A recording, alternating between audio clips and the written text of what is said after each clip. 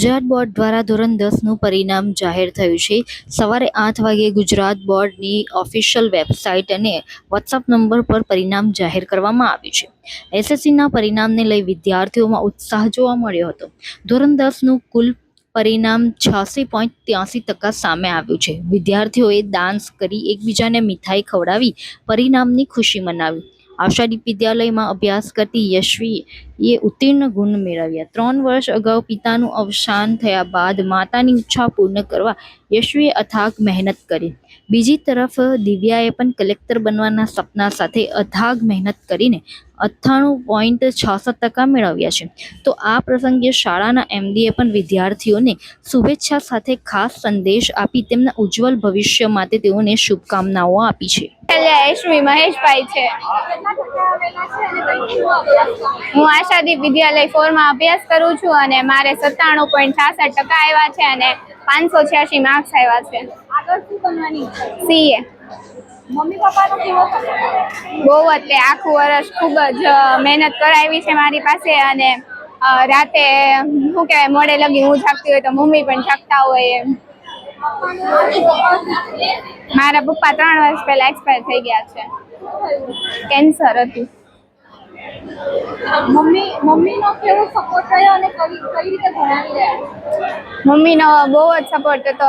એને શું કહેવાય મારા પપ્પા એક્સપાયર થઈ ગયા ત્યારે એમ હતું કે કાંઈ નહીં થાય. પછી આ સ્કૂલમાં એડમિશન લીધું ને પછી બધું થવા મળ્યું.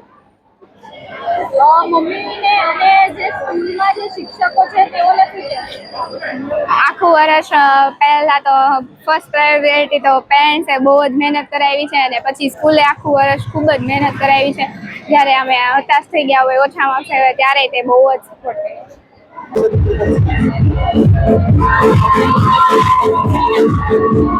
આજે જે ધોરણ 10નું પરિણામ આપ્યા 562 એવરેજ આશીષ સ્કૂલમાં છે. અત્યાર સુધીનો સૌથી હાઈએસ્ટ એવરેજ કહી શકાય. 565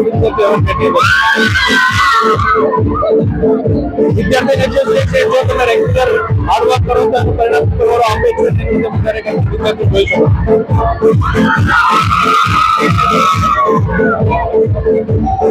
જે વિદ્યાર્થીઓ ફેલ કરશે તો લાઈફમાં આવી ઘણી બધી એક્ઝામ આવશે હાર્ડ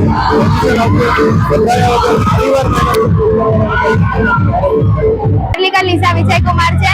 મારા અત્યારે 600 માંથી 588 માર્ક્સ આવ્યા છે. 98% આવ્યા છે. હું ક્રિશ્ચિયન છું. હું મારા ઈશ્વરને ધન્યવાદ આપીશ સૌથી પહેલા કેમ કે એમણે મને છે. બીજો મારો ધન્યવાદ મારી 84 ની ટીમ જેમણે બહુ સપોર્ટ આપ્યો છે. અમે સવારે 7 વાગ્યાથી સાંજે 8 વાગ્યા સુધી અમારી અને ત્રીજો મારા પેરેન્ટ્સને હું આપીશ કેમ કે એમણે મને અઢળક સપોર્ટ અને પ્રોત્સાહન આપ્યું છે અને એટલે હું આજે આ મુકામ સુધી પહોંચી શકી છું. Thank you. આગળ શું બનવાનું છે? આગળ ડોક્ટર બનવાનો વિચાર છે.